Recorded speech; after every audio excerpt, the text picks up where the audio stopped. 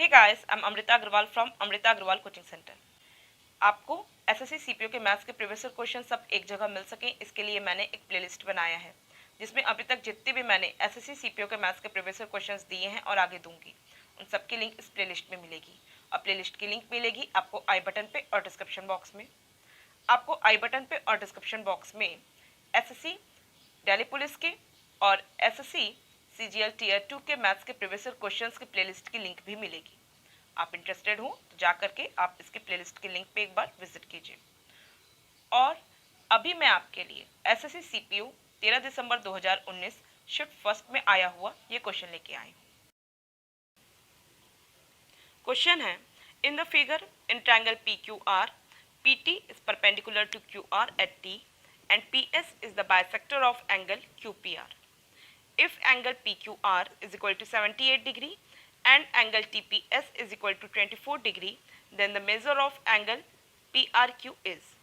कह रहा है कि ट्रायंगल PQR में PT is perpendicular to QR means PT यहाँ 90 डिग्री का एंगल बना रहा है। PS is angle bisector of angle QPR means ये जो PS है इस एंगल को दो इक्वल भाग में बांट रहा है। मीन्स कि PS ये एंगल इज इक्वल टू ये एंगल कर दे रहा है। मेजरमेंट में आपको एंगल दिया हुआ है कि एंगल PQR मीन्स ये एंगल 78 डिग्री है और एंगल TPS मीन्स ये एंगल 24 डिग्री है। तो बताइए कि एंगल PRQ मीन्स ये एंगल कितने डिग्री का होगा। बहुत इंपॉर्टेंट क्वेश्चन है। ऐसा क्वेश्चन एसएससी अपने हर एग्ज़ाम में पूछता ही है और सिंपल भी है, लॉजिक भी कोई बहुत टफ नहीं है, इसमें बहुत सिंपल लॉजिक से सॉल्व हो जाएगा। क्योंकि ये बहुत ज़्यादा एग्ज़ाम में पूछा जाता है तो कम से कम समय में आप इसे सॉल्व कर सके, ओरल आप सेकेंड्स में वैल्यू निकाल सके, इसके लिए एक फार्मूला जनरेट किया गया है।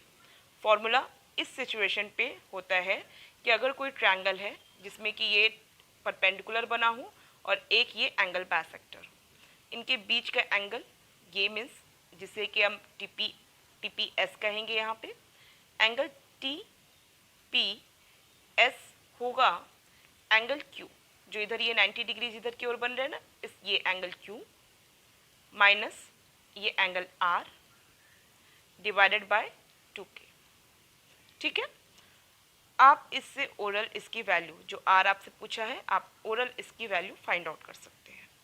अगर आपसे ये एंगल भी पूछता तो भी आप इसी तरीके से वैल्यू फाइंड आउट करते हैं, क्योंकि आपको ये बीच का एंगल मीन्स ये TPS दिया हुआ है जो कि 24 डिग्री का है, एंगल Q आपको दिया हुआ है 78 डिग्री और R आपसे पूछा है तो R को मैं R रहने देती हूँ और डिवाइडेड बाय 2। अब इसे सॉल्व कर देती हूँ।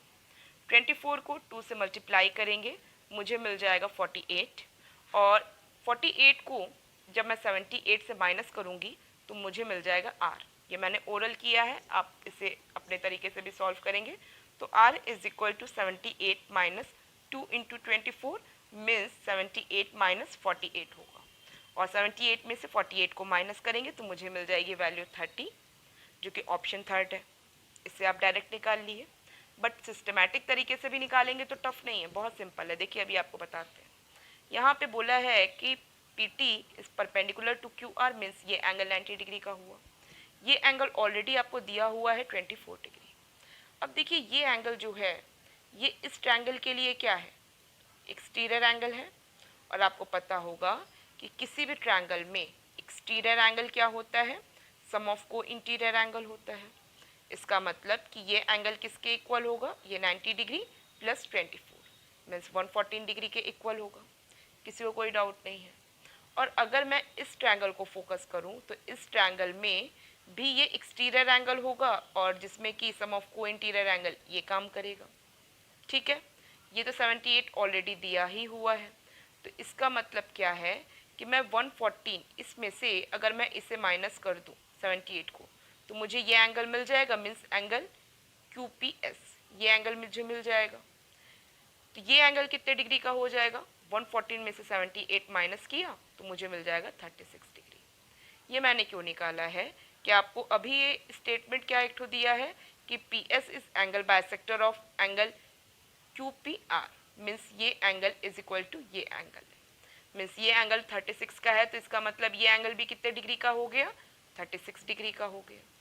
क्योंकि आपसे ये एंगल पूछा हुआ है, आपको ये एंगल 36 डिग्री मिल गया, ये एंगल 114 मैंने अभी निकाला है थोड़ी देर पहले, तो ये एंगल कितने डिग्री का हो जाएगा। अब आपको ये भी रूल पता होगा कि किसी भी ट्रायंगल में तीनों एंगल्स का सम 180 डिग्री होता है। इसका मतलब मैं इन दोनों एंगल्स को ऐड करूं, मीन्स 114 में 36 ऐड करूं और 180 से माइनस कर दूं। 114 में मैं जब 36 ऐड करूंगी तो मुझे मिल जाएगा 150, और 180 में से जब 150 माइनस करूंगी तो मुझे क्या मिल जाएगा, मुझे मिल जाएगा 30 डिग्री। मीन्स यहाँ से भी आपको 30 डिग्री मिल गया। एक्चुअल में जो मैंने भी फॉर्मूला आपको फर्स्ट टाइम बताया जो कि ओरल सॉल्व करने के लिए, वो फॉर्मूला इसी तरीके से बेसिक तरीके से ही जनरेट हुआ है। आप अगर इसको नाम दे करके बेसिक तरीके से सॉल्व करेंगे, निकालेंगे फॉर्मूला, तो आप खुद भी इसको जनरेट करके निकाल लेंगे। अदरवाइज कुछ है नहीं, आप उसे याद भी रख सकते हैं फॉर्मूला को और ऐसे भी सॉल्व कर सकते हैं। कॉम्पिटेटिव एग्जाम में अगर आपको वो फॉर्मूला लर्न रहता है तो आप दूसरों के कंपैरिजन में जल्दी उसे सॉल्व कर पाएंगे, और कंपटीशन आप जानते हैं यही है, जल्दी से जल्दी आप ज़्यादा क्वेश्चन को सही से सॉल्व कर सकें।